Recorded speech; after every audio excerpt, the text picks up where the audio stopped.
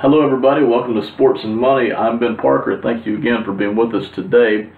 Andy Reid finally did what I've been waiting for someone to do. I thought about packaging this video into several different parts, but we're going to put it all into one.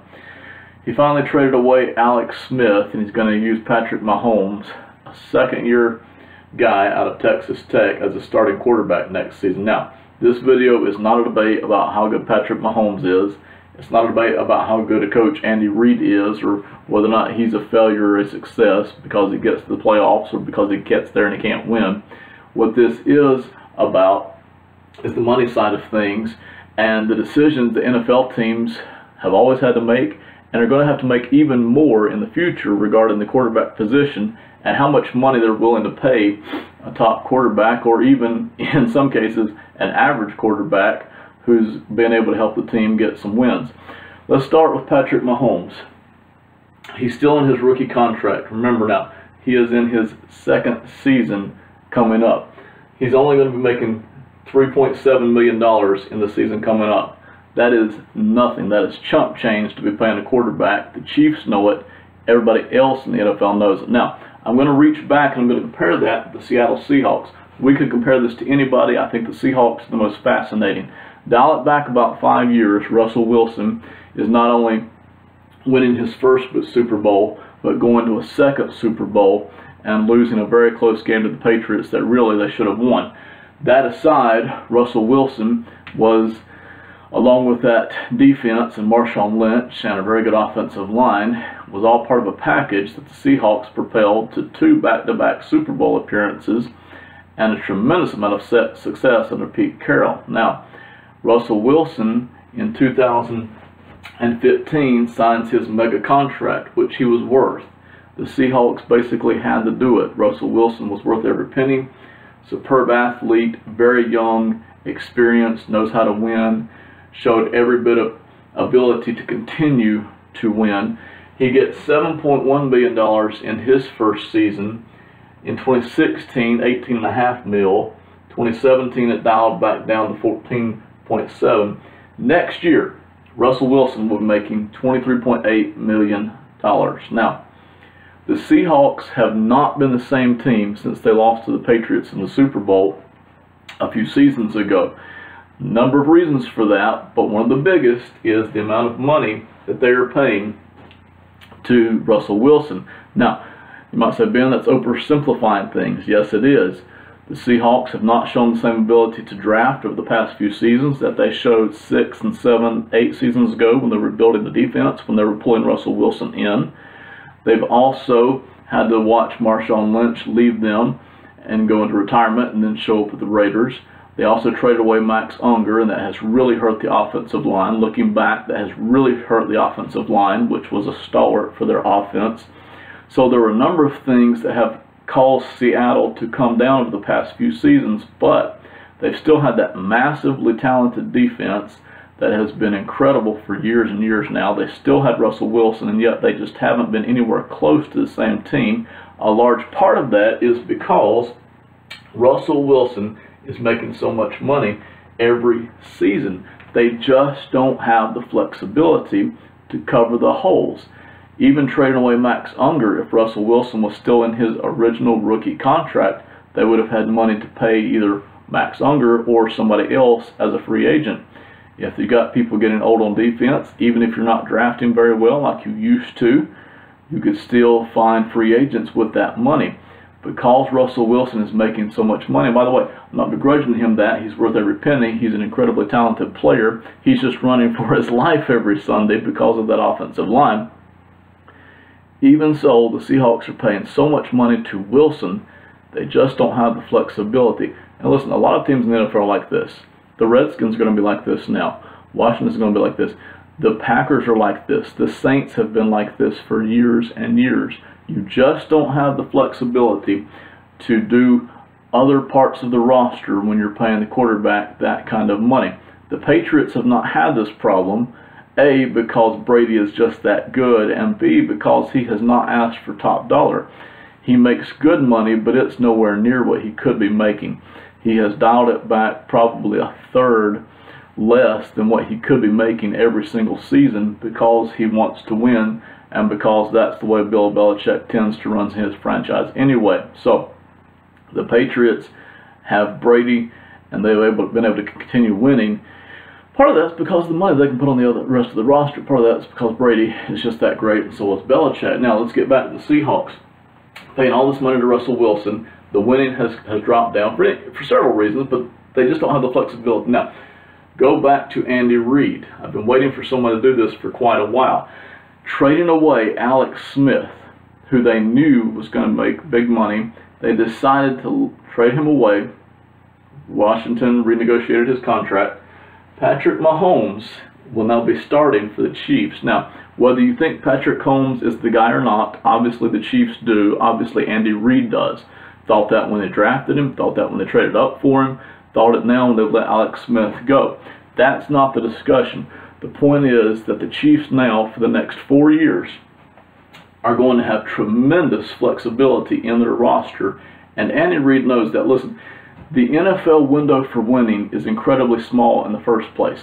Put the Patriots aside, it's almost like they don't count. Between the great coach and the great quarterback that they've had for almost 2 decades now, they are the absolute exception to the rule. Put the Patriots aside, look at everybody else in the NFL. The window for winning is incredibly small for most teams. Even if you were fortunate enough to put together a good roster, which is really difficult, you may not have the quarterback who can lead you to those victories. If you are fortunate enough to have the quarterback and the roster, you are so handicapped by the salary cap and squeezed out by the salary cap that you simply cannot maintain that roster of talent that you've built up. After 3 or 4 seasons, those guys that you have drafted who are so talented and so good in all the spots, not just quarterback, they're going to be past their rookie contracts, and they're going to not be able to, you're not going to be able to pay everybody. So that's a problem that all NFL teams face, especially ones with quarterbacks that they are questioning whether or not to pay big money. The Chiefs and Andy Reid, knowing that the NFL window for winning is incredibly small, have opted now to switch to a second-year quarterback. And listen, Patrick Mahomes does not have to be Tom Brady. He doesn't have to be Aaron Rodgers. He simply has to be efficient. He has to not turn the ball over. He has to be able to get first downs. He has to be able to keep the chains moving to some degree. He doesn't have to be great. As long as Andy Reid is doing a decent coaching job, as long as they fill in other holes on the roster. And that's really the philosophy that the Chiefs have now moved over to. They have the great fortune of having drafted Patrick Mahomes. It looks like, at least to their way of thinking, that he's actually talented enough to take over in year 2. Some quarterbacks aren't. They think Patrick Mahomes is. If they're right, they're going to have Patrick Mahomes for the next 4 seasons at bargain basement prices for an NFL starting quarterback. $3.7 million next year. The year after that, only 4.8. The year after that, only 5.2. They could even, because he was drafted in the first round, as all draft picks have this, they could even pick him up for that incredible, valuable 5th-year option, which would probably be in the neighborhood of about $9–10 million. We're projecting ahead a lot there. Don't know exactly what that will be, but it would still be nothing to be paying a starting quarterback. So while the Chiefs are going to be paying nothing, basically nothing, a rookie-level contract to a guy that they think is good enough to start for them and excel for them over the next few years, the Seahawks continue to be handicapped. The Saints continue to be handicapped. The Packers continue to be handicapped. You name it, the Washington Redskins. By the way, Alex Smith signed a 4-year, $94 million deal. That's roughly an average of $23.5, $24 million a season. They're just not going to have the flexibility. And we have been led to believe for so long now that you have to have a great quarterback in order to win Super Bowls. Apparently, you just have to have Tom Brady in order to win Super Bowls. But like I said, put Brady and Belichick aside. They are the exception. If you are a team looking to win and compete for the Super Bowl for an extended period of time, 5, 6, 7 seasons, you can try, and the Chiefs are trying it, to get a rookie quarterback that you think is good enough to start. You may be year 1, but certainly by year 2, and that gives you 4 seasons, which is really about all the window for winning is anyway. That gives you 4 seasons of tremendous cap flexibility. The Chiefs are going to be able to take that money, put that toward a lot of free agents, guys that they might not want to let go, that they might want to re-sign. They're going to be able to take that money for next year. The difference between Patrick Mahomes' deal at 3.7 and what Smith will be making at about 24 is $20 million that you could put towards linebackers, defensive ends, safeties, re-signing people on the offensive line.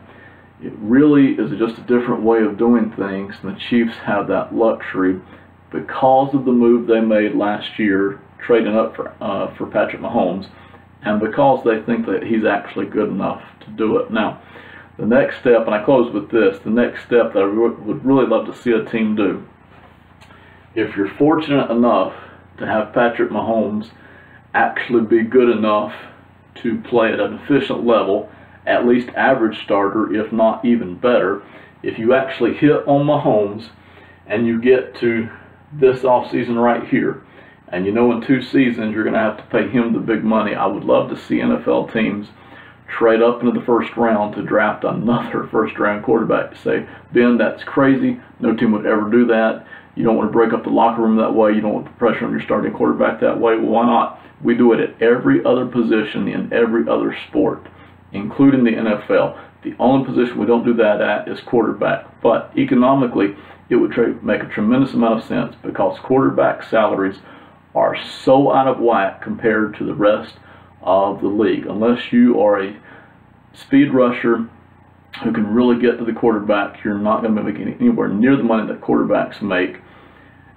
Quarterback salaries are crazily out of whack. They really handicap a team's salary cap. Can you imagine if you had this for 4 seasons, even for the 5th-year option, and you had another guy waiting on the bench that you thought might be good enough to start? Doesn't have to be a star. If the rest of the roster is good enough, the quarterback doesn't have to be a star.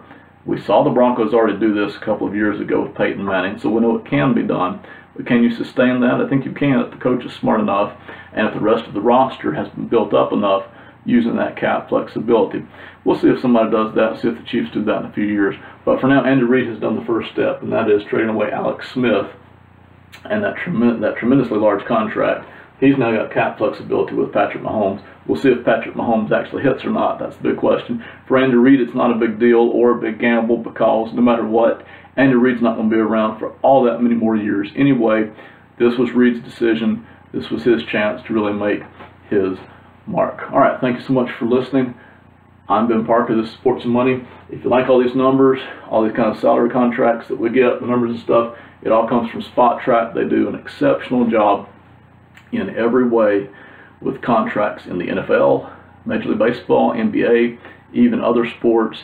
They do a tremendous job. The layout is impeccable. It's very clear and concise and easy to understand. Thank you so much. We'll see you next time on Sports and Money. Bye.